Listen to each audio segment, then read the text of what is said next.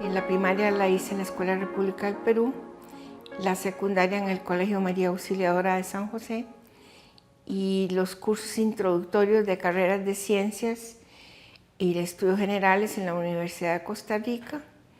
Y luego viajé a México por razones de compromisos de trabajo de mi papá y estudié en la Universidad Iberoamericana en la Ciudad de México.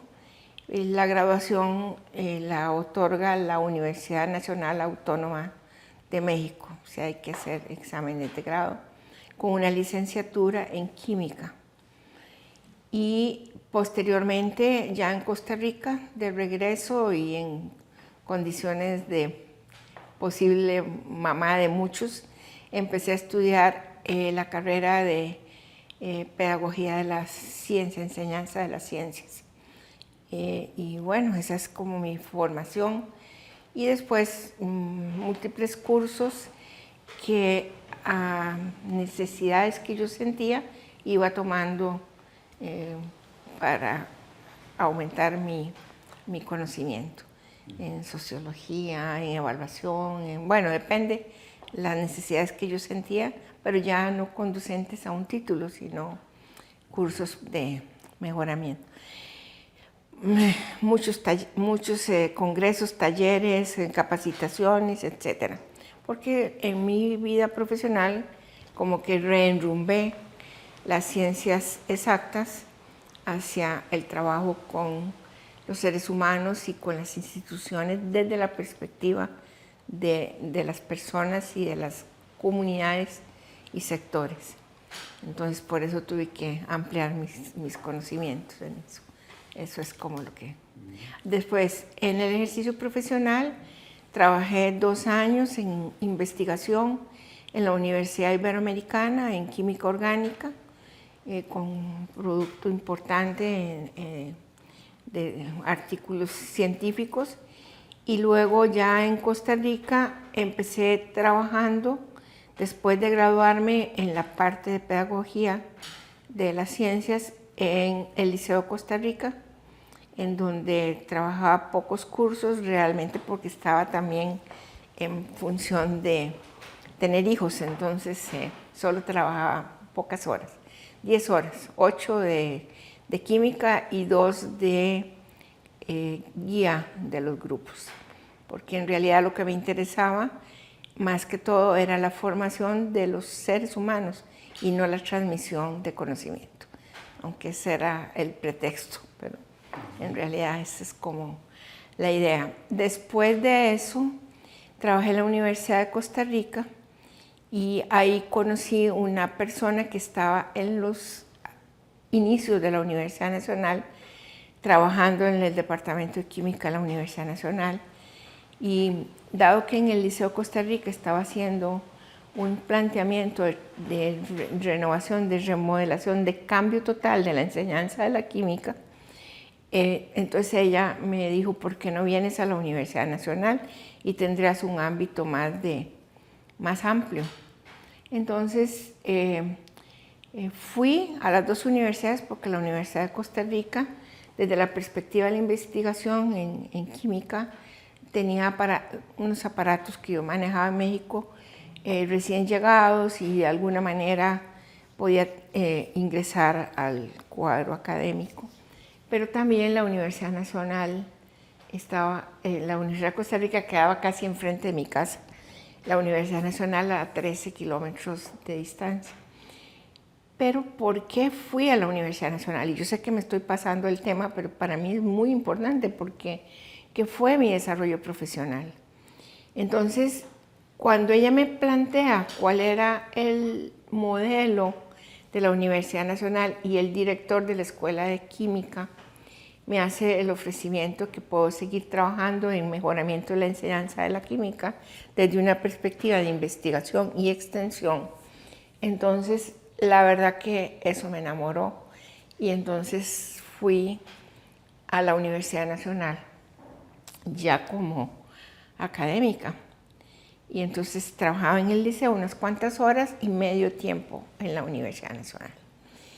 Pero luego muy pronto, en 3 meses más o menos, el director de la escuela me dijo, mira, la verdad es que estás trabajando y rindiendo como un tiempo completo y a nosotros nos da pena, entonces hay otro medio tiempo que no tienes que hacer nada más de lo que estás haciendo ya. Daba un montón de cursos y llevaba la parte metodológica de la química general. Entonces yo dije, no puedo por mis hijos, ¿verdad? Es que es demasiado. Sin embargo, me convencieron y entonces ya quedé a tiempo completo y acomodándome el horario para poder cumplir con todo lo que se me pedía. Lo cuento porque me hice mi desarrollo profesional. La Universidad Nacional fue la universidad que me formó en la vida profesional. Así venía con conocimientos de química, del otro, pero ya como ser humano, en proceso y de acuerdo con mis anhelos y mis deseos, fue la Universidad Nacional la que, ante la posibilidad de construir un modelo tan complejo y tan impactante para la sociedad costarricense, me forzó a formarme. Y como fue un trabajo multidisciplinario y participativo de muchas personas, uno fue en el camino formándose, aprendiendo y reaprendiendo y desechando ideas que son solo, digamos, para las ciencias exactas nada más y no las humanas y sociales. Entonces, por eso lo planteo así. También el Liceo Costa Rica contribuyó de manera central en lo que es la formación del ser que está aquí y en lo que tenía que hacer en su vida.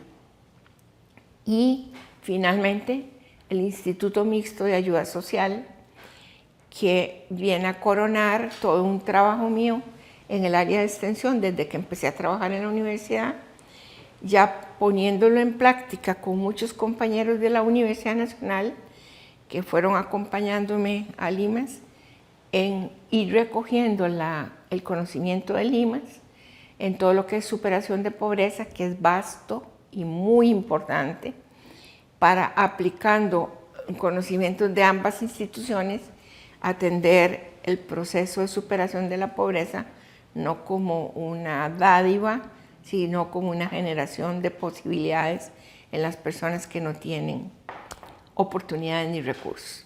Entonces, y la universidad que me formé en México, también una excelente universidad que tenía que rendir cuentas a la Autónoma de México, y entonces el proceso era sumamente complicado porque usted está aprendiendo, pero usted tiene que ir a rendir cuentas al final a un tribunal de 5 miembros con un examen de grado, no de tesis de grado.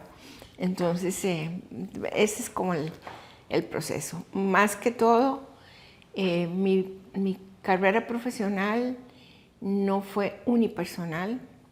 Sí, fui la bendecida de recoger muchísimos aportes y voces que se transmitieron en lo que después fueron mis gestiones en diferentes lugares. Pero no es un asunto personal, lo veo como un asunto colectivo. Yo llegué a la Universidad Nacional el 1 de febrero de 1977, o sea, este es mi mes, ¿verdad? Aniversario. A la universidad que yo llego es un nombre, un modelo de universidad novedoso y además recoge toda la historia de 100 años o más de la normal y de la normal superior. Y está sobre esa base construyéndose una universidad que es unión de diversidades, no es solamente la parte pedagógica, con unos retos inimaginables para una universidad cuyo modelo en Costa Rica era un poco napoleónico, ¿verdad? No nuestra universidad, lo que conocíamos como universidad, las que nos formaron a nosotros. Bueno, yo vengo de una privada, es diferente, pero son universidades más enfocadas únicamente a la parte docente, producción e investigación, ¿verdad? Producción docente. La Universidad Nacional tenía un modelo abierto, rompe la torre de marfil y manda al académico a investigar sobre los asuntos que benefician a una sociedad en vías de desarrollo como la nuestra y con una gran población en emergencia de sector económicamente deprimido y socialmente, bueno, no sé, eso no se puede valorar muy bien, también es en proceso, digamos. Y tiene que servir a esa comunidad y tiene que dar respuestas a los problemas de esa sociedad y tiene que dar el aporte económico y los profesionales capaces de transformar una sociedad. Entonces era fascinante. Uno podía subirse en ese barco y navegar y soñar y construir y llegar a puertos. ¿Cuáles?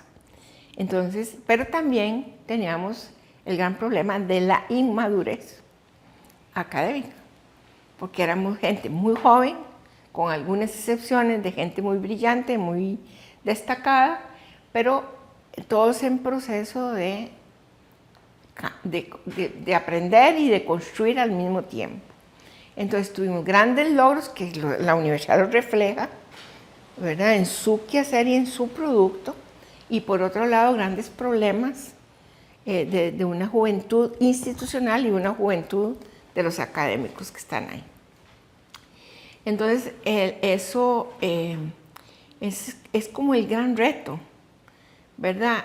Inicialmente es construir en tempestad, porque había tempestad, como en una cáscara de nuez y al mismo tiempo remando y construyendo el barco, ¿verdad? Entonces era complejo. El nacimiento de la Universidad Nacional tiene que ver también con un planteamiento filosófico del que condujo este país en el momento que se crea el Instituto Mixto de Ayuda Social y 2 años después la Universidad Nacional. Y a mí la vida me dio la oportunidad de conducir las 2 instituciones y conocer profundamente las leyes de creación. Y entonces, ¿qué es el asunto del Instituto Mixto de Ayuda Social? Están creando una institución que posibilite la educación y la formación plena para que la gente que está bajo la pirámide social emerja y accese a los programas universales de educación, salud, etc.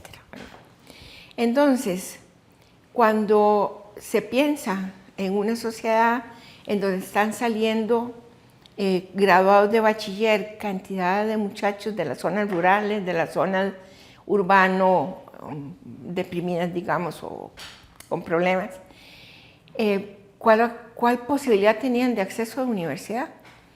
Si todo el mundo quiere ir a la universidad y había procesos de selección y bueno, y muchas de esta población quedaba fuera de los estudios universitarios.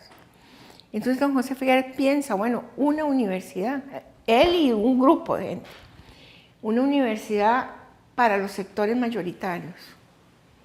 Eso no quiere decir una universidad de segunda categoría, debe ser la mejor universidad, porque casualmente hay que promover esos sectores. Y se crea la Universidad Nacional.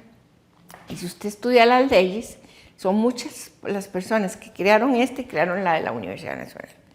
Y hay entronques principalmente de por qué y para qué, y a quién se dirige, y qué van a hacer y cómo lo van a hacer. Pero hay que construirlo. Entonces ahí es donde está el modelo de la UNA. Además, la Universidad Nacional, bueno, cuando ya se plantea, recoge todos los postulados de Córdoba de 1914 sobre una apertura de universidad latinoamericana y un poco dejar la napoleónica, que no se cumple. Estamos en 1972 hablando de lo que pasó en Córdoba en 1914. en el Congreso de la UDUAL en México, Unión de Universidades Latinoamericanas, analizando cuánto se avanzó del planteamiento de los planteamientos de Córdoba, principalmente en la apertura hacia la extensión, cómo se concibe y por qué la extensión como una de las áreas del quehacer académico, o sea, investigación, docencia, extensión, en el mismo nivel. Entonces, pero eso se escribió muy lindo, pero ¿quién lo cumplió? ¿Cuáles lo cumplieron? En América Latina. Y la otra, estaban analizando eso. Y la otra es sobre el estudiantado, la participación estudiantil y la importancia de formarlos no solo en el conocimiento, sino en la gestión de la misma universidad. Es novedoso, la UNA trae eso a colación. Y el tercer congreso de la Universidad de Costa Rica, que toca temas de la apertura de la Universidad de Costa Rica, o sea, romper el esquema y eso viene con gente que vino a formar la Universidad Nacional, incluso a redactar el modelo de universidad, y los postulados de ese congreso, que fue en esa línea, de que la acción social, los estudiantes, la participación, etcétera, nos viene a alumbrar a nosotros también. Si vienen con esas personas, viene lo que fueron los productos, más la lectura de todo lo que pasó en el Congreso de la Universidad de Costa Rica. Entonces, todo eso da el insumo filosófico, sociológico, incluso psicológico, de qué era lo que la UNA tenía que formularse. No es fácil. Ahí había de todo, deportistas químicos, matemáticos, filósofos, sociólogos, pensando en ese modelo de universidad. Imagínense la refresca mental que teníamos y la lucha permanente por lograr esa universidad. Y a eso aúnele la lucha ideológico-política que nos permea y que nos divide como esta mesa, así. De aquí para allá, comunistas, de aquí para allá, trogloditas, o como no sé, ¿verdad? Entonces, pero asusados además por los partidos políticos que externamente intervenían internamente en la universidad a través de nosotros, a través de los líderes, demasiado jóvenes. Entonces, claro, era construir por eso le dije, en una cáscara de nuez, en tempestad, ir construyendo el barco y haciendo, dando clases y bueno, cosas hermosísimas como fue el sistema de certificados. No pudimos, tuvimos que, porque además cada uno trae su modelo de universidad que lo formó. Y usted dice, mi universidad, y había que construir otra. Pero ya, y las orejas del lobo siempre salen en las del conejo. O sea, hay cosas que...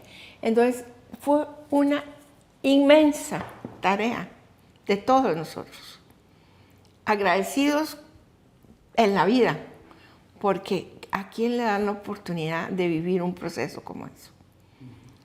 De momento no lo veíamos así, pero en realidad lo cuento porque son los orígenes de 50 años de grandes tareas, de grandes luchas y de grandes logros y de grandes fallas que nos han permitido reenrumbar el barco. Bueno, es llevar a la práctica participativamente,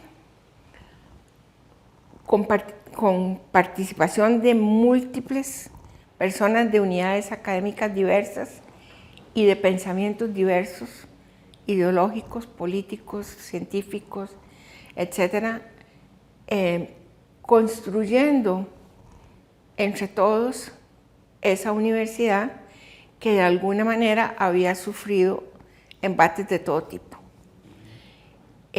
Cuando llego a la rectoría vengo con un proyecto de reestructuración de la Universidad Nacional y de renovación y de visualización de la labor académica como eje central de nuestro quehacer generado por múltiples personas que estaban queriendo que la universidad dejara la lucha ideológico-política externa y nos centráramos en la labor académica. Y eso es un gran reto para una persona que asume la conducción de la universidad con esa participación de 2 años antes, múltiple y de varias áreas de conocimiento, etc. Entonces traigo claro qué son los problemas, qué es lo que hay que hacer. Y bueno, pero me encuentro con una universidad quebrada en todo sentido, económicamente, literalmente quebrada, con una universidad que no diferencia la labor académica como prioritaria, sino que es un enredo, ¿verdad? Me parecía importante que la gente tuviera salarios adecuados, pero no podía ser que un académico estuviera ganando muy diferente a la otra universidad y muy parecido a lo que el mundo administrativo quería. Entonces era una confusión grande y también una lucha entre academia y administración. Y bueno, esa situación económica de la universidad y una diferenciación salarial muy grande con la otra universidad y con un porcentaje de bachilleres enorme en la docencia y en la labor académica de la universidad. Es un gran reto. Un reto de una universidad que rompe en la elección de esa rectoría, de alguna manera con las capillas ideológicas externas de fuera y que nos arriesgamos a soltarnos y 5 candidatos, pero todos en el mundo académico, no conectados, y viendo a ver cómo entonces sí empezábamos a conversar. Cómo recuperar, cómo abrir el espacio para que los bachilleres siguieran estudiando, cómo una gran cantidad de personal interino, entonces había que estar buscando una ley de renta propia de la universidad que desde que se creó no había sido recalificada, pero era una renta muy importante propia de la universidad y no se recalificaba con el FES. Entonces todas las otras universidades tenían la recalificación total del FES. Nosotros, la base esa, no. Entonces, bueno, eso yo lo había estado luchando desde que era secretaria general, pero bueno, no viene al caso, no se había logrado. Entonces, una universidad un poco encerrada en Heredia, ¿verdad? Cuando lo que era una universidad nacional, no la Universidad de Heredia, ¿verdad? Y entonces, ¿cómo hacerle? Entonces, yo sé que vienen las preguntas después sobre la parte de la regionalización, pero la UNA estaba casi concentrada en Heredia, un poco en Pérez Celedón, no en Liberia, y punto. Una universidad que tenía una complicación grande en lo que era la Junta de Becas, la cooperación internacional, muy pobre. Habíamos hecho mucho durante mi gestión en la Secretaría General. Después una necesidad de ofrecer servicios a los sectores que sí podían pagar para que entrara a la universidad recursos y distribuirlos en los programas estratégicos de la universidad. Y por otro lado, la parte entonces era la comunicación. La comunicación teníamos varios años de trabajar para que se desligara lo que era comunicación, relaciones públicas y extensión, porque todo era un sambrote, ¿verdad? O sea, no se podía diferenciar. Entonces se crea el programa de Relaciones Externas con esas áreas concretas, y Extensión ya había tenido su congreso, y entonces sí era una labor académica y no cualquier actividad que fuera fuera de la calle de la universidad, ya era Extensión. Entonces era todo, no solo el problema organizacional, sino conceptual, ¿verdad? Había que trabajar, y Extensión sí se había trabajado bastante. El periódico de la universidad también. Bueno, pero con respecto a relaciones externas, ¿qué fue lo que pensé? Bueno, la Universidad de Costa Rica en un momento determinado de su historia envía a la gente afuera a graduarse. ¿Cómo hacemos nosotros para mejorar una gran cantidad de académicos que estaban a nivel de bachiller, ¿verdad? Entonces hay que tomar decisiones. ¿Cómo hacer para reestructurar la base salarial? Y ahí mis respetos a un sindicato que puso con la rectoría lo mejor de sí para una negociación de una convención colectiva que pusiera a la academia en un lugar sin detrimento del sector administrativo, que también son profesionales y hay de todo, ¿verdad?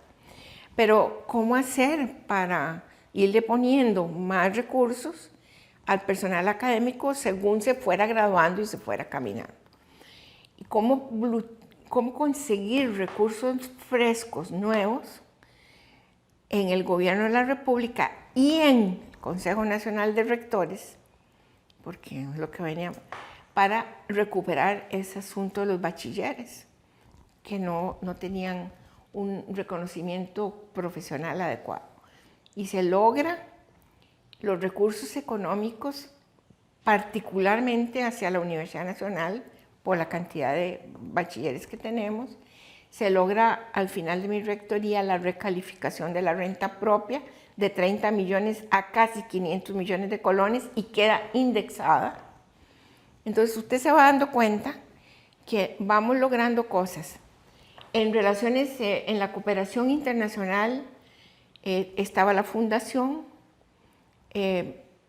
y logramos hacer trabajo tanto en Europa como en Estados Unidos de convenios y financiamientos apropiados para programas tal vez muy buenos, pero todavía muy jóvenes, que con esos recursos que venían fueron dando la creación de centros importantísimos, como el de manejo de vida silvestre, como el IRET, como el ICAT, como así, el de Forestal, Instituto Forestal. Entonces, como apoyando el Hospital de Medicina Veterinaria, el CIDE en Desarrollo Rural, el CIDEA con el CICAT, el del Centro de Alta Tecnología en Arte. Todo eso se va logrando. Pero principalmente tuvimos búsqueda de cooperación. Yo salía de viaje y me llevaba un dossier preparado por las unidades académicas. Esto es lo que hacemos, esto es lo que necesitamos y esto sería lo ideal si pudiera negociarlo. Entonces, para cada reunión en universidades que yo tenía afuera, yo trabajaba o matemáticas o ciencias del deporte o danza, ¿verdad? Pero con lo que me habían preparado. Entonces, las negociaciones fueron exitosas y creo que una de las rectorías con más apoyo internacional fue la que me correspondió a mí. Toda la cooperación holandesa, por ejemplo, que ayudó enormemente a economía, política económica, el SIMPE, educación, biología marina, el de las abejas. Es enorme, eran 8 millones de euros anuales durante 8 años. O sea, Entonces, y eso quedó total. Fuimos una de las no sé cuántas universidades de América Latina, Asia y África que participamos en la escogencia, y escogieron 3, 2 en América Latina y 1 en Asia, y una de esas fue la Universidad Nacional. Pero no fue por nuestra linda cara, fue porque teníamos proyectos estratégicos y porque vendimos claramente la idea de una universidad abierta en servicio a la comunidad, como el trabajo, lo que mucho llamaba la atención era cómo trabajábamos investigación, docencia y extensión en un área temática. Y extensión no como dádiva a la comunidad, sino como una recuperación de conocimiento de la comunidad hacia la universidad. Y eso fue lo que nos garantizaba casi siempre que nos dieran. Me acuerdo con el Fondo Mundial de Manejo de Vida Silvestre, nos convirtieron en un centro de capacitación latinoamericano, aquí por ese modelo, ¿verdad? Con Chris Bogan, que dirigía ese programa. Entonces, bueno, los retos académicos, los retos presupuestarios, no solo la lucha terrible que tuvimos que dar por presupuestos en un gobierno determinado que lo que quería era crear un fondo de pago de los estudiantes, que en un primer momento era un 25% de pago de los estudiantes, en otros 50% y en otros 75%, y en 4 años el 100% del presupuesto de las universidades tenía que ser pagado por los estudiantes. Y esa fue una lucha terrible, muy fuerte de las 4 universidades, pero la verdad que la UNA condujo, la UNA pero es porque estábamos todos permanentemente informados, etcétera, etcétera. Y finalmente, pues hubo cambio de ministro de Hacienda y la cosa se enderezó. Entonces, presupuesto CONARE. Pero también en CONARE, la lucha, por ejemplo, cuando nos ayudan a que los bachilleres universitarios sean reconocidos profesionalmente con un salario básico, que nos dieron una gran cantidad de recursos. El problema fue que el año que sigue, las universidades quieren aplicar los porcentajes de siempre, cuando a nosotros nos habían dado, ¿verdad? Lo que debía recalificarse era lo del año pasado con el modelo del FES. Entonces, permanentemente había esa lucha. Otro reto, para poder abrir una universidad estructuralmente hablando, porque el modelo filosófico académico de la Universidad Nacional está claro y nadie ha querido cambiarlo nunca, por suerte, ¿verdad? Pero la estructura universitaria que tenía el estatuto del padre Núñez, el primer estatuto, era una estructura napoleónica para una universidad abierta, por un asunto de luchas que hubo ideológico y políticas y no sé qué.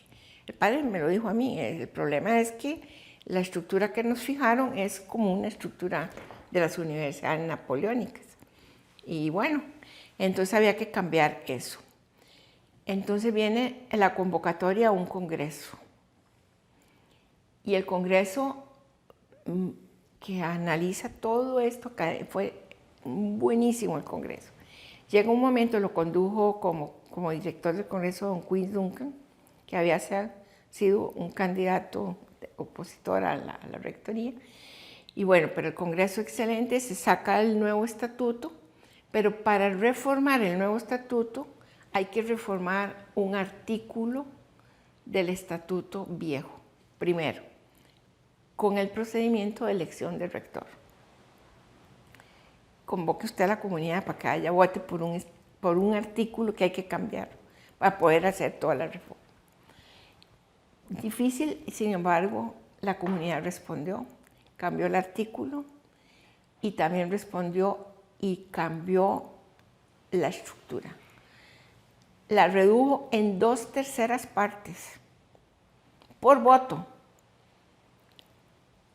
Y ahí perdieron todos los que eran directores de esto, directores del otro, en cada facultad, en cada unidad académica, todos los porcentajes, por voto.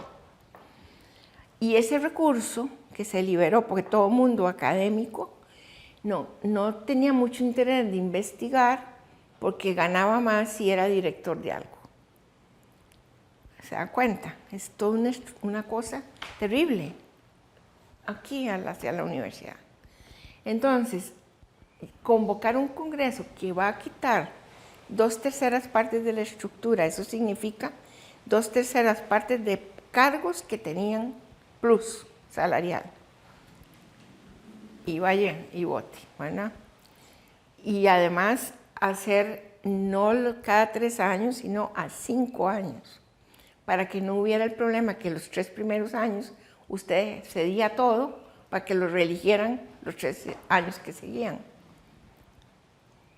Entonces, esas eran cosas demasiado gruesas. Y lo votaron y lo ganó la universidad. Fue la U la que quiso hacer esos cambios. Entonces, y además, el modelo de la Universidad Nacional, y lo voy a decir ahora, obliga a que la investigación, la extensión y la docencia no sean suma de partes. Es que en un área académica determinada, como digamos, desarrollo de las comunidades costeras, ahí estén todas las unidades académicas trabajando, al mismo tiempo la investigación es un programa de extensión y la docencia, a posgrado o a grado o a diplomado o a como sea. Y eso entonces la universidad se piensa a sí misma por desarrollo de programas interdisciplinarios, interunidades, interfacultades. Pero la estructura no lo permitía.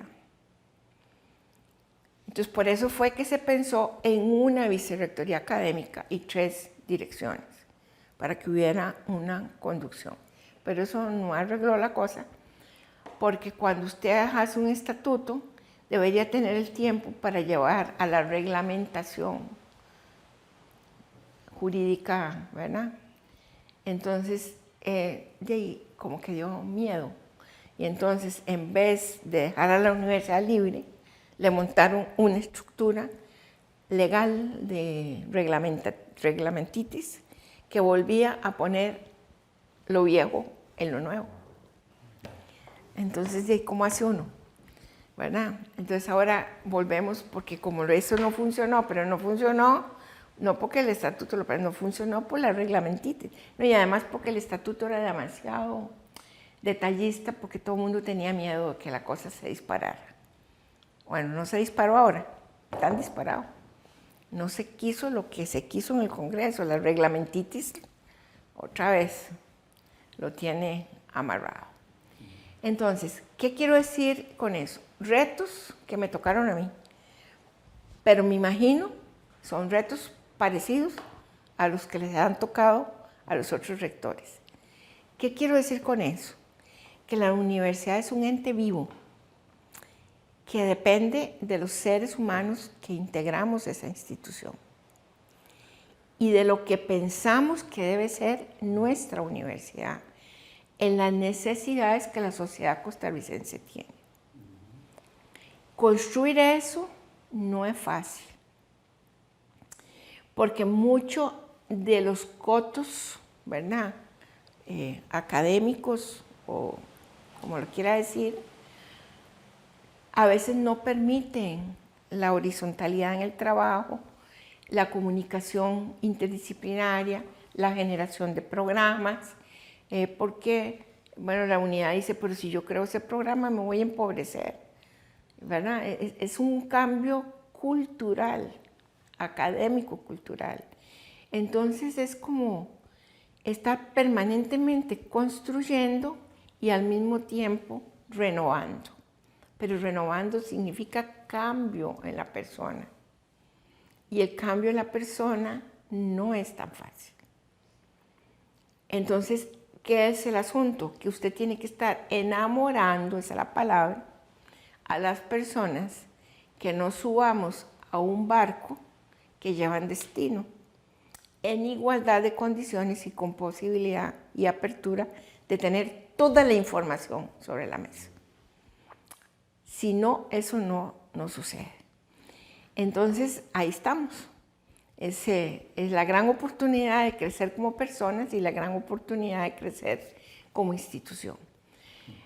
Usted me puede decir, no sé si hay alguna pregunta, ¿cuándo fueron sus grandes aportes? Bueno, tampoco tenía infraestructura. No había, eran las aulas del hueco. Eso es lo que había, no había jardines, eran barrancos lo que había. Porque los rectores anteriores no habían querido, no, porque era una universidad en construcción y la plata se necesitaba para cosas esenciales. Bueno, tuvimos la suerte de conseguir apoyo de los gobiernos. En ese momento, Oscar Arias me tocó, don Rafael Ángel, que fue una persona muy... Se compró el proyecto de la Universidad Nacional, muy generoso con la Universidad Nacional. Y José María. Esos son como los que me tocaron a mí, ¿verdad? Bueno, eso es como, digamos, el asunto. Sí se lograron proyectos muy estratégicos para la Universidad Nacional y mucho financiamiento, mucha cooperación internacional y un levantamiento del prestigio de la UNA, la salida del Pirro, por la labor académica y por la presencia nuestra a nivel nacional y en la prensa y en la radio, en todo lado, ¿verdad? Entonces, como por ahí es el asunto. Con los estudiantes tuvimos una relación muy estrecha, muy armónica, tanto con el gobierno estudiantil como con las bases de las unidades. Y principalmente, y muy interesante, con los becados, con una cosa que llamamos conversatorios con la rectora, que los hacía inicialmente en el Clorito Picado, pero la afluencia de estudiantes era de tal magnitud que tuvimos que trasladarnos al gimnasio del CIDE. Y la cancha llena de muchachos sentados en el suelo, muchachas.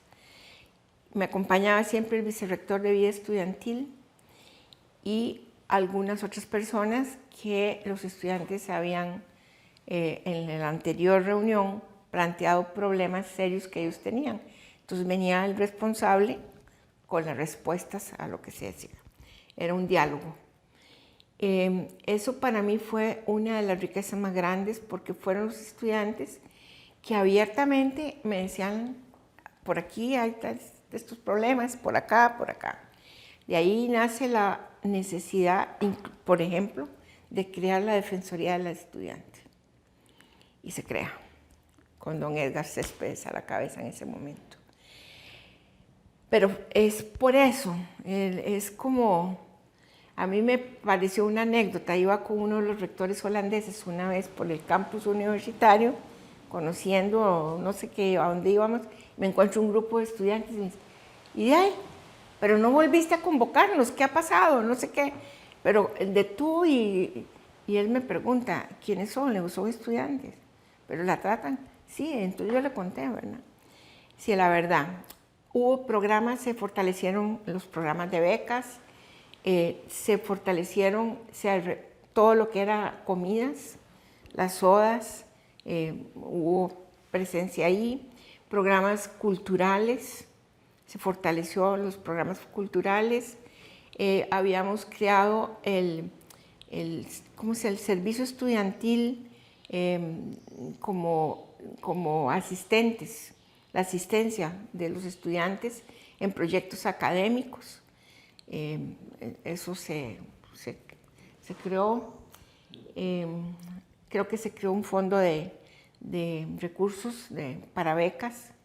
Y bueno, se consiguieron las residencias estudiantiles con don Rafael Ángel Calderón, nos dio el primer edificio y lo inauguramos y fue tan hermoso, entonces él me dijo, hágame la solicitud y hacemos el otro edificio para que fue el proyecto del presidente ese, las residencias estudiantiles de la Universidad Nacional. Después, ¿qué más? Sobre todo trabajamos por la incorporación de estudiantes en proyectos académicos, con diferentes reconocimientos o cosas. Creo que la UNA está, todavía no sé, no conozco, pero en posibilidad de incorporar el trabajo estudiantil en el currículum de cada uno de los estudiantes.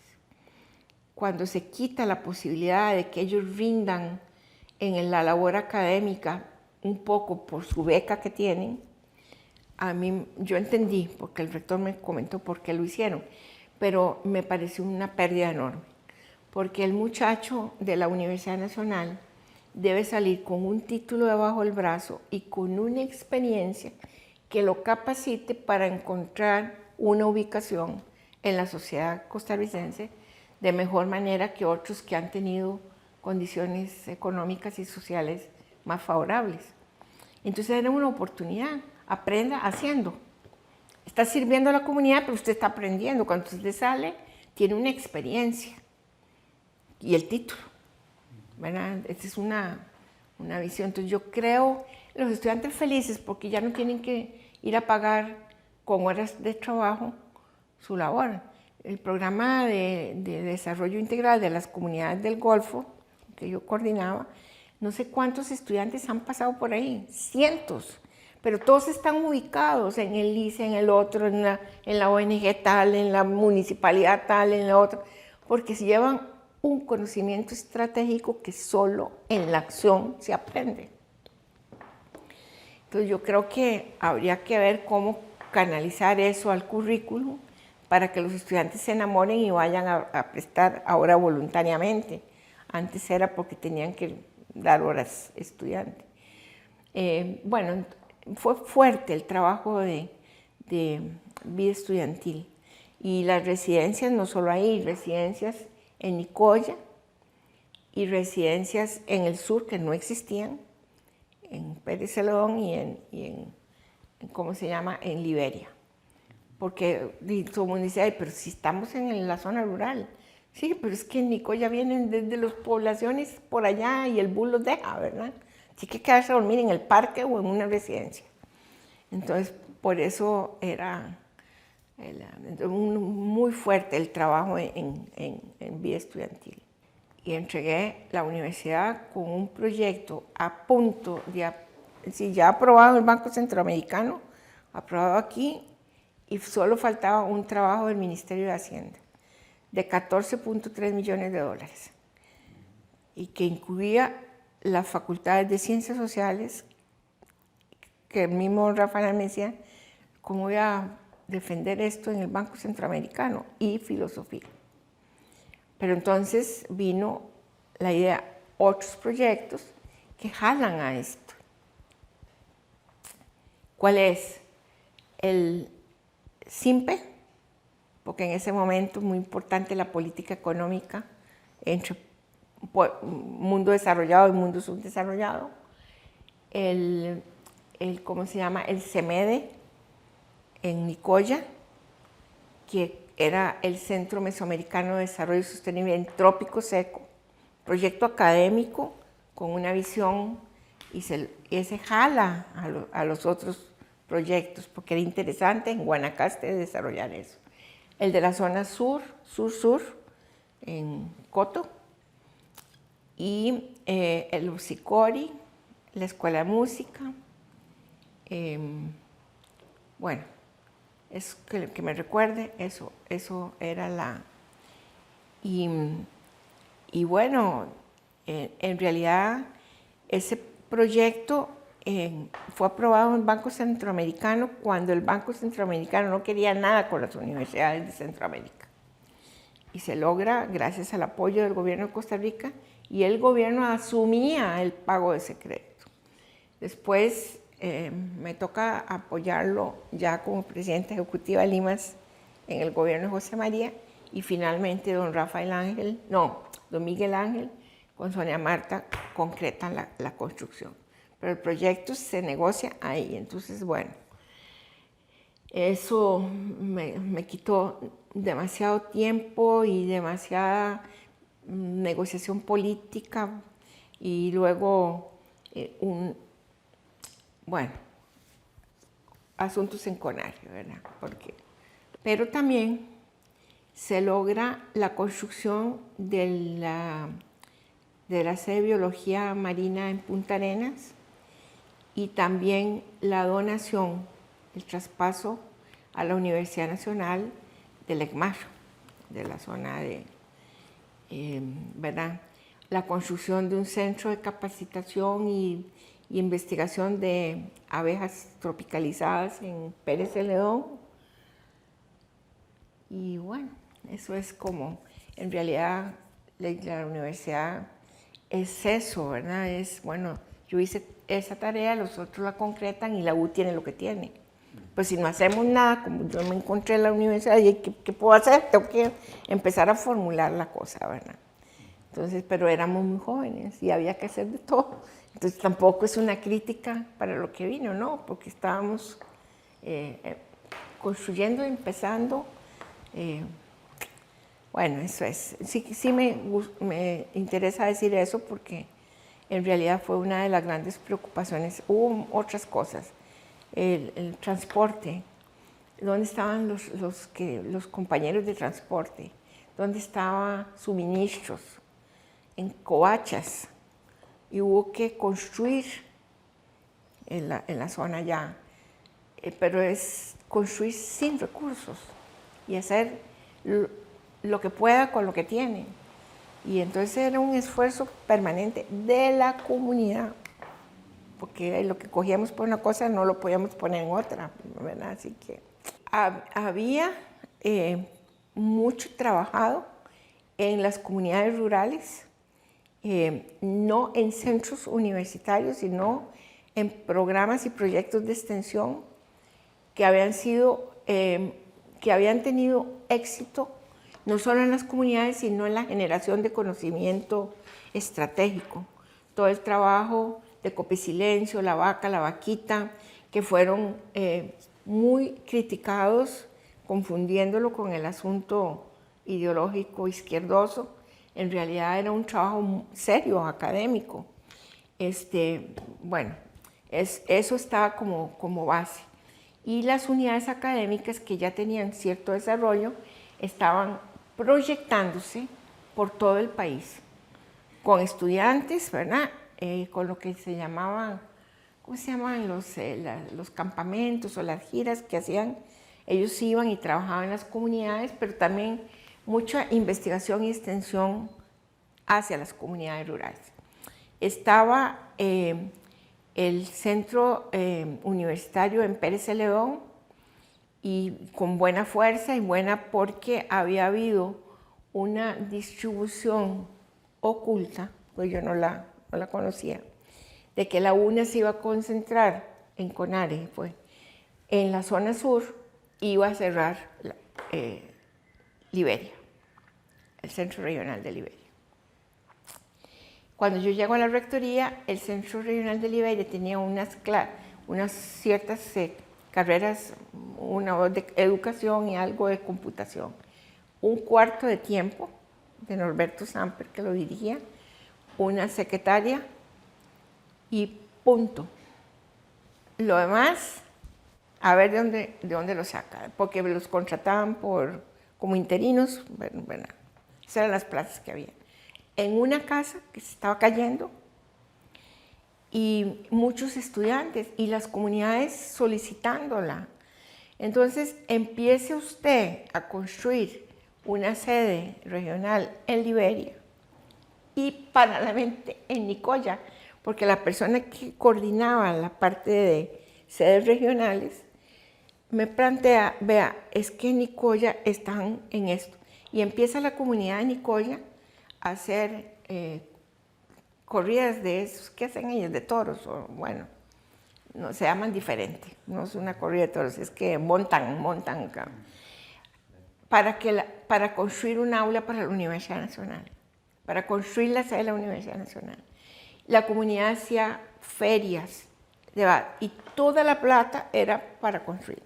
Finalmente nos dan chance de usar el colegio técnico, un espacio de terreno y construir un aula administrativa y un aula académica de la UNA en el terreno en Liberia nos pasamos a una casa más grande y empezamos a abrir una gama de carreras más adecuadas. Pero, ¿con qué? ¿Con qué? Es como milagroso.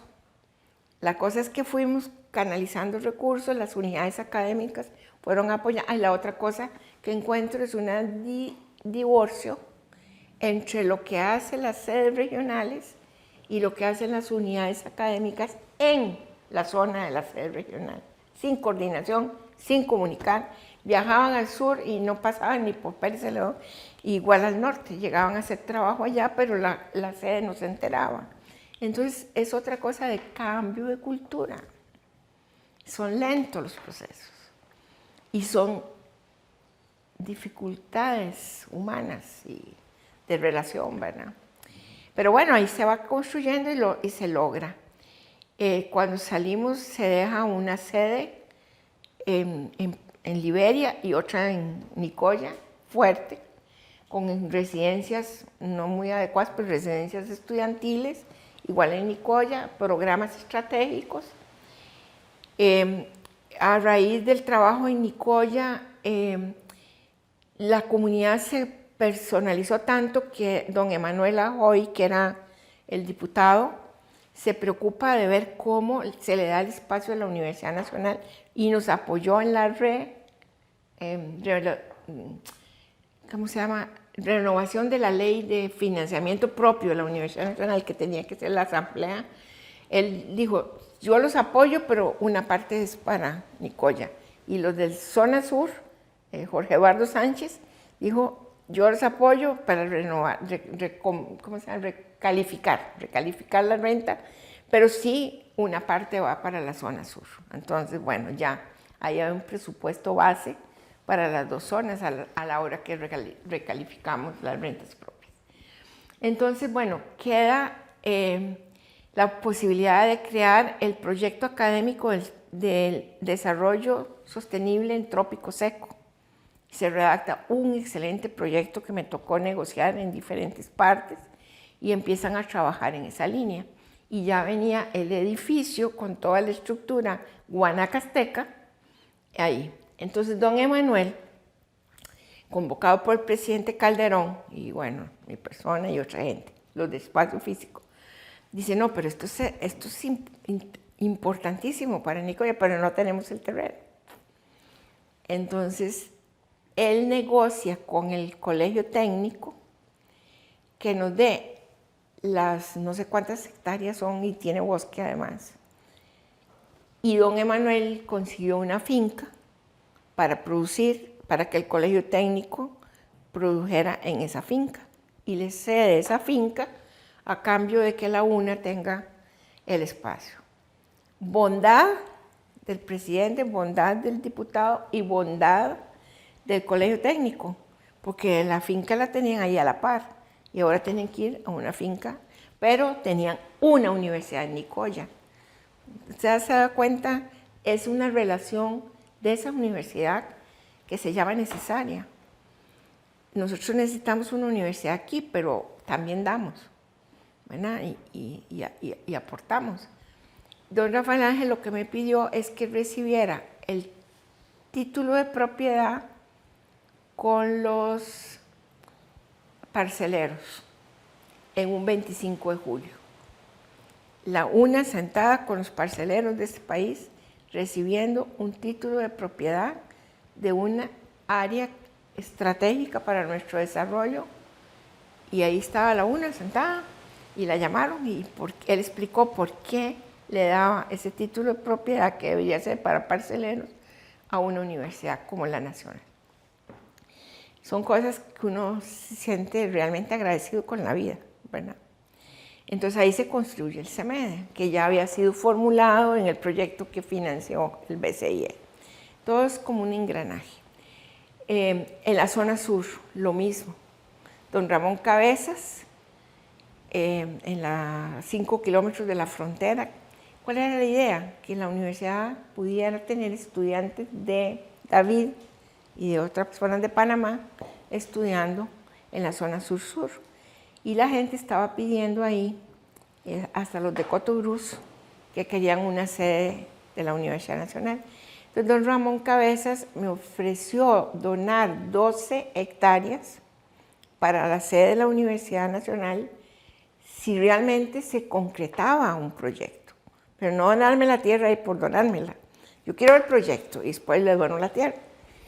Entonces, como el proyecto fue al BCIE, fue aprobado, él nos donó la tierra.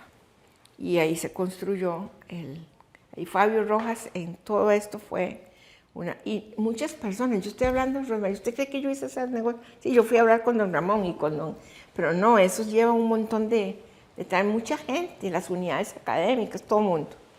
Entonces ahí tenemos el nacimiento de esto.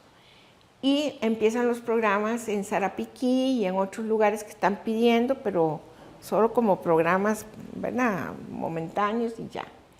Eso es, zonas costeras, siempre la Universidad Nacional ha trabajado en proyectos de extensión e investigación con gran éxito y estaban ya trabajando. Y trabajaban la Escuela de Planificación, IDESPO, más o menos por ahí anda biología, por supuesto. Y con el ECMAR empiezan otras unidades académicas a comprometerse a trabajar en las zonas costeras.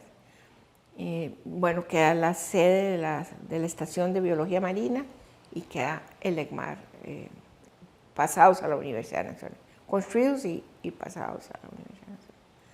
Solo había la computadora central, que era un cuarto de computadora, ¿verdad?, que eran esas que tenían un montón que era para la administración de la universidad, totalmente obsoleta, no podíamos tener datos concretos, ¿verdad?, de muchas cosas porque era lento, no teníamos, bueno, posibilidad, no había computadoras en el consejo universitario, no había un sistema en el consejo, no había un sistema en las unidades académicas, había unas cuantas computadoras utilizadas como máquinas de escribir y nada más. Entonces me toca hacer una compra millonaria de un sistema y cuando dice me toca, porque la negociación de eso personalmente la llevé, porque es demasiado dinero. Entonces yo dije, no, aquí no.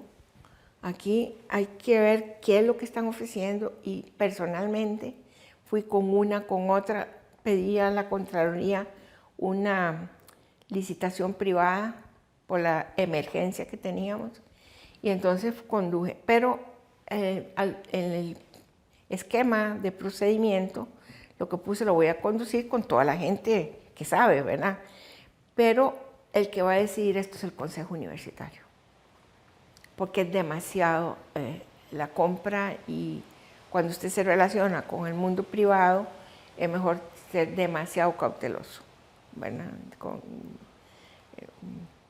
Y así fue, se hizo toda una selección y logramos no solo lo que inicialmente le habíamos pedido a las empresas, sino que logramos el sistema del Consejo Universitario adicional y otro sistema que no me acuerdo cuál era, otro importante. Y la base, que era toda la parte y la informatización de las unidades académicas. Fue maravilloso. Y entonces se hicieron todos los comparativos y toda la cosa, bueno, el consejo decidió y ya empezaron a venir las computadoras a la universidad, pero ya para académicos y para investigación y para lo que se necesita en el mundo académico.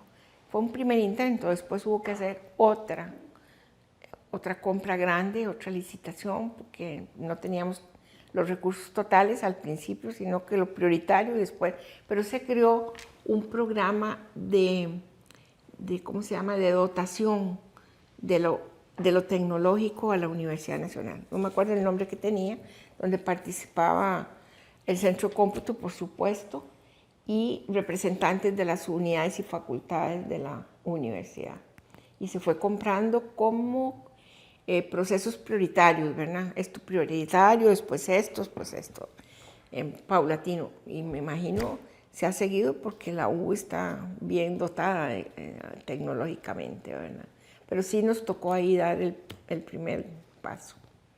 Se mantuvo siempre una investigación en el sentido de cómo estaba conformada la comunidad estudiantil,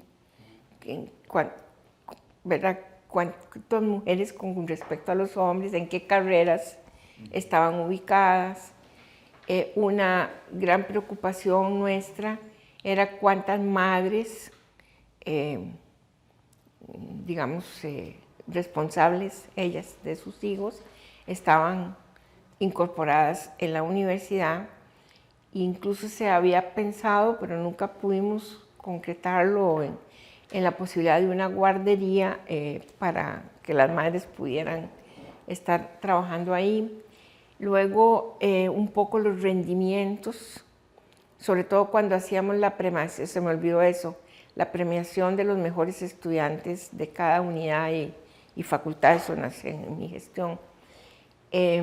Cuántos eran mujeres y cuántos eran hombres, en qué condiciones, cuáles eran las becas, a quién se estaban dando las becas, cuántos hombres, mujeres, etc. Eso en cuanto al estudiantado. Era una gran preocupación en mantener de alguna manera programas y becas de apoyo a los estudiantes de acuerdo a su rendimiento académico, pero también privilegiando que las mujeres tuvieran una posibilidad, un acceso. Luego en la gestión de la Secretaría General que me correspondió, me tocó estar muy cerca de doña Cora Ferro en la posibilidad de crear un instituto. Ellos querían de estudios de la mujer, pero eso era como muy imposible en ese momento, conceptualmente, dentro de la universidad.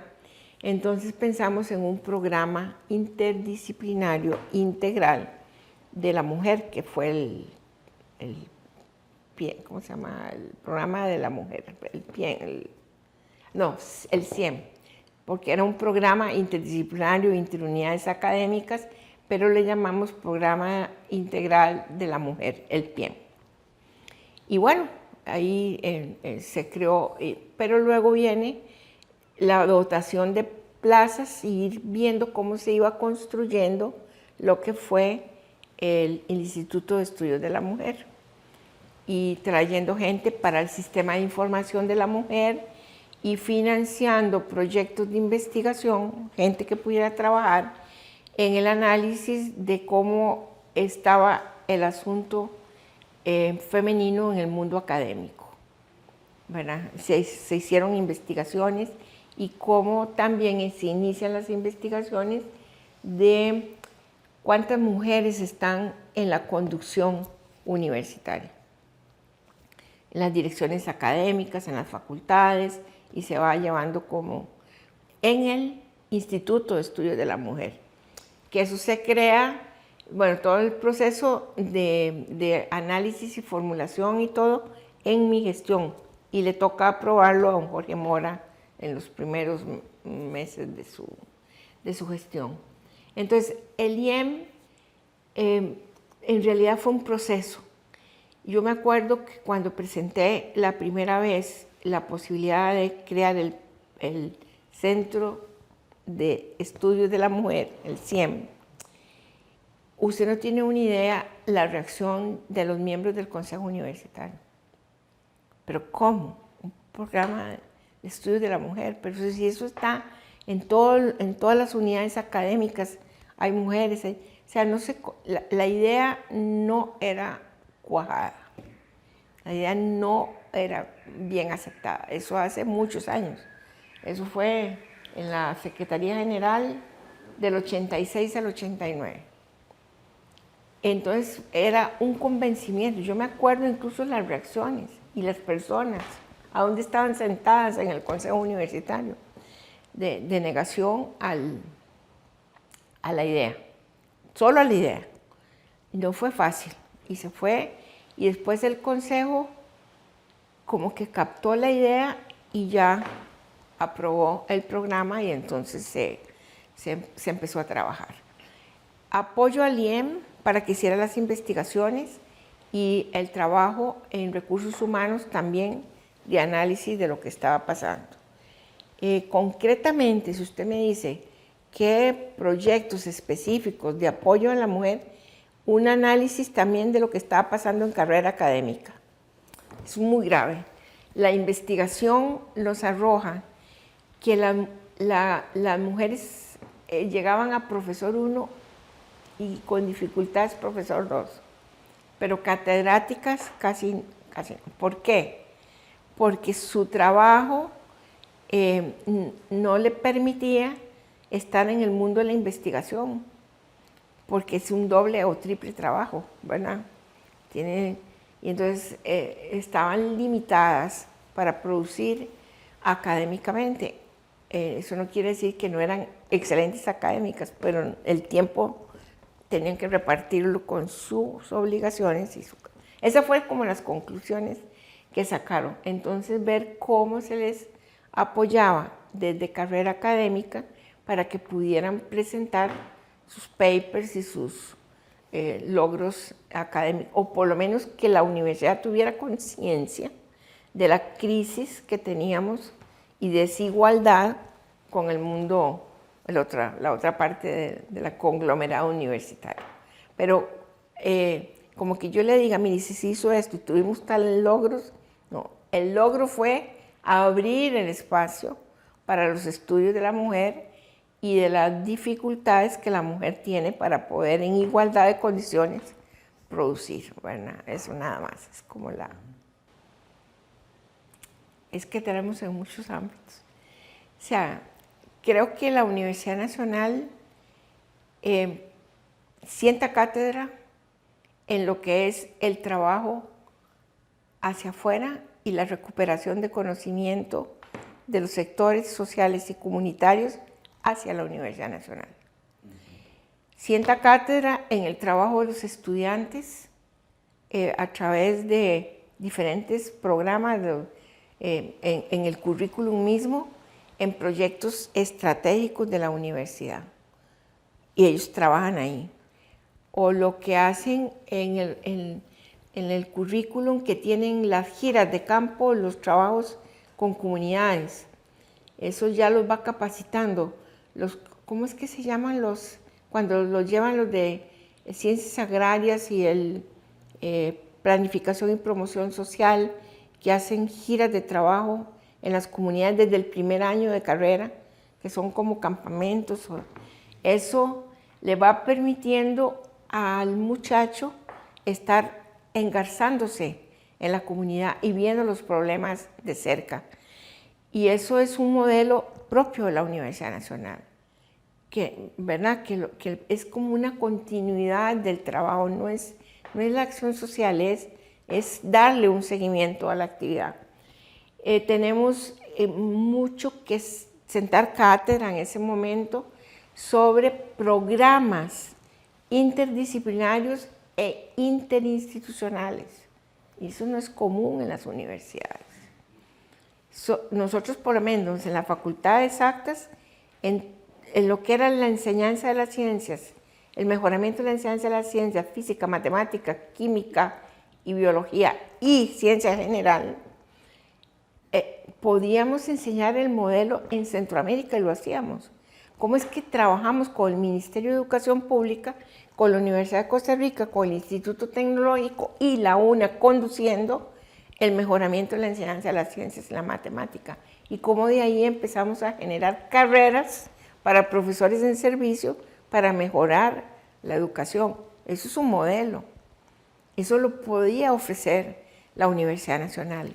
Pero igual el trabajo con sectores agrarios, el trabajo con el sector ganadero, de ganadería, el pequeño productor de leche, por ejemplo, en el país, que no tienen sistemas de nada. La Escuela de Medicina Veterinaria monta un sistema que le llevan el registro a cada finquita pequeña, y van llevando el control económico de esas localidades. Entonces, imagínense los ganaderos lo que sentían, pequeños ganaderos, de poder tener un sistema al que les estaba beneficiando económicamente. Le llevaban el registro de cómo está la salud de los animales.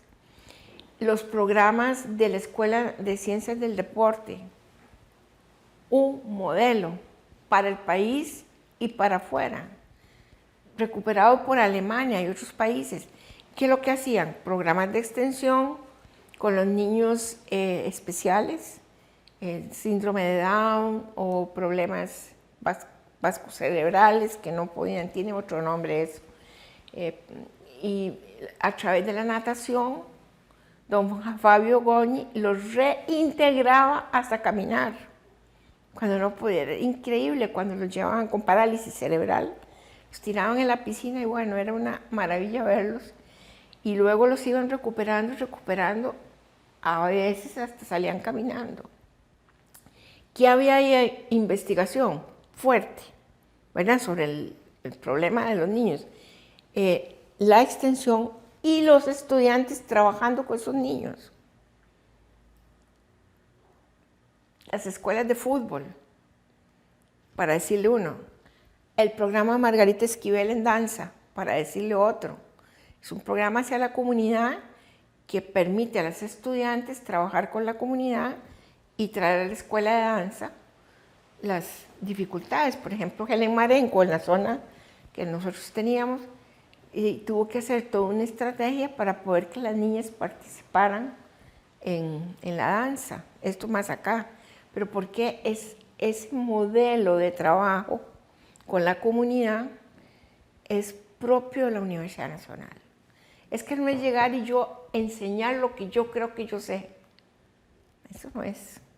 Es ubicarme en una comunidad y respetuosamente con ellos definir cuál es la problemática y cómo la U puede resolver con ellos como sujetos el problema, para dejarlos capacitados y trasladarse a otra comunidad.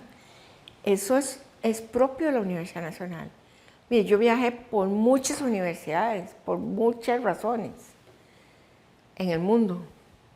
Yo no encontré una universidad como la Nacional, y además la gente, muchos de los convenios de cooperación vinieron interesados por ese modelo de trabajo, de ir, ofrecer, trabajar conjuntamente, recuperar conocimiento y devolver lo que ellos necesitan. No, como decían unos, es que a veces vienen aquí a enseñarnos cómo tenemos que sembrar el banano. Les decimos que no lo podemos sembrar ahí porque no se puede, no, ahí es las condiciones, el suelo, 3 meses después, cuando las plantas están altas, viene un vendaval y bota todo. La comunidad sabía eso, la universidad no lo sabía. Y sembraron donde no tenían que sembrar. O, por ejemplo, los de las islas, ¿cómo hacen para pescar la corvina? ¿Cómo saben? Porque salen en la madrugada a pescar. Y entonces ellos te dicen, es que cantan. ¿Cómo que cantan? Sí cantan, las corvinas. Leí un artículo científico que las corvinas cantan. Y esto ya lo sabían hace no sé cuánto tiempo. Y las ubican así, ¿verdad? Yo fui con ellos en la lancha a observar y sí, es así. Entonces, pero ese conocimiento, ¿de dónde viene? Del conocimiento de las estratégicas de las comunidades, que no guarda historia para que nadie lo registra. La UNA lo registra. ¿Cómo no? Cuando usted me dice, ¿qué puede ofrecerle al país? Vaya, pregunte en las comunidades, porque yo lo hice como presidenta ejecutiva de Limas, ese proyecto que es tan exitoso, ¿quién lo dirige? Un exalumno de PPS, un exalumno de agrarias, uno de ciencias ambientales, allá están los de medicina del deporte, allá. Medicina del deporte nace como un proyecto de extensión.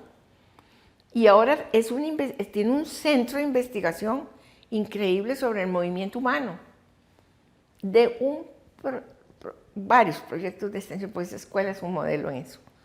Entonces, eso es lo que la UNA puede darle en 50 años de historia al país. ¿Cómo se hace para hacer eso? ¿Cómo se logra? ¿Cómo se rompen las barreras estancas de los departamentos y unidades académicas? ¿Cómo rompe eso? ¿Y cómo acepta que usted no es dueño de la verdad total? Que ahí hay otra verdad que no tiene título, pero que es tan importante para el desarrollo de las personas. Eso es lo que la Universidad Nacional ha aprendido y ha potenciado y puede escribir libros completos de ese conocimiento. Bueno, como académica de la Universidad Nacional, lo que tengo es un agradecimiento profundo por haber podido participar durante 40 años de mi vida en la construcción de un proyecto universitario como el de la Universidad Nacional. Y agradecer a todos los compañeros universitarios desde el origen de la universidad hasta el momento actual que participan en un proyecto estratégico para la sociedad costarricense como es la Universidad Nacional. Todos sus esfuerzos, todo su conocimiento y toda la capacidad de producir conocimiento estratégico para nuestra sociedad es lo que nos permite formar cuadros profesionales adecuados a una necesidad, pero también trabajar con sectores y grupos social y económicamente en dificultad para que podamos como país salir adelante. Ya solo eso es una bendición poder estar trabajando en eso. Agradecer a todos los rectores que fueron académicos que se comprometieron en construir una universidad tan ambiciosa en su modelo académico, tan diferente a lo conocido como universidad, y a poner todo su esfuerzo para que el mundo académico, administrativo y estudiantil participara en la construcción de ese proyecto universitario. Eso no ha sido fácil para ninguno y estoy segura dieron lo mejor de sí para que las cosas se fueran concretando. Y la universidad muestre hoy, a los 50 años de creación, tanto logro, tanto beneficio para grupos y sectores de nuestra sociedad y para el país en general. Es un agradecimiento de costarricense, en realidad. Por otro lado, quiero decir a la comunidad que estamos de plácemes por 50 años de una vida universitaria, de una institución que nace no comprendida, ¿verdad? No aceptada, y que ahora se convierte en una universidad que le aporta permanentemente al país en diversos planos, en diversos niveles y en diversas necesidades. Que hemos generado profesionales que están en este momento en acción en muchas instituciones del país, en proyectos también privados y productivos, dando el aporte que la Universidad Nacional da, que no es solo en el área académica correspondiente, sino en la voluntad de servir y de ayudar a construir una sociedad más justa, más próspera y más libre. Agradecer que la creación de nuestra Universidad Nacional estuvo en manos del padre Núñez, que es una personalidad en el país que poco conocemos de cuáles fueron sus acciones para que esta democracia se haya consolidado en un momento de crisis como fue el 48 y que tuvimos la suerte, porque él pasó por muchos procesos, de tenerlo en la rectoría de la universidad. Y así a todos los otros compañeros que asumieron el reto de ser rector. Pero también a los académicos que han entregado alma y vida y corazón por producir en investigación, en docencia, el mejor de los resultados y el trabajo de extensión que genera estar lejos de su casa y estar permanentemente en comunión con las comunidades y los sectores con los cuales trabajan. Eso requiere ceder de sí para incorporar a otros y sacar las mejores condiciones. Requiere cambio personal, apertura de miras y una escucha profunda de qué es lo que se nos está solicitando. Y esos son valores humanos y sociales que nuestros estudiantes se llevan a la vida profesional. Sería bueno a los 50 años, no conozco si existe o no, que le diéramos un seguimiento, no sé cómo, a dónde están ubicados nuestros profesionales y qué están haciendo. Tuve la oportunidad, al estar en el IMAS, de visitar 3 veces el país completo. Y siempre me encontré graduados de la Universidad Nacional en proyectos estratégicos. Y con un gran logro. Entonces, lo viví en ese momento, ya hace 20 años, pero me imagino ahora es una playa de profesionales en servicio, más allá de sus narices, trabajando por una sociedad como la soñamos. Claro, tenemos miles de dificultades, pero ahí está la universidad también, analizando esas dificultades y tratando de buscar soluciones. Estén agradecidos y felices los estudiantes, los académicos, los administrativos de este 50 aniversario de estar en la UNA y de estar recibiendo el producto de tanto esfuerzo de esos 50 años para garantizar que los próximos 50 años también sean de prosperidad y de justicia y de equidad. Mil felicidades a la Universidad Nacional, a los creadores, a los que nos fuimos y a los que están. Y al país agradecerle que hayan algunos pensado en crear algo tan novedoso, tan estratégico como nuestra universidad. Y bueno, felicidades y el mejor de los éxitos hacia el futuro.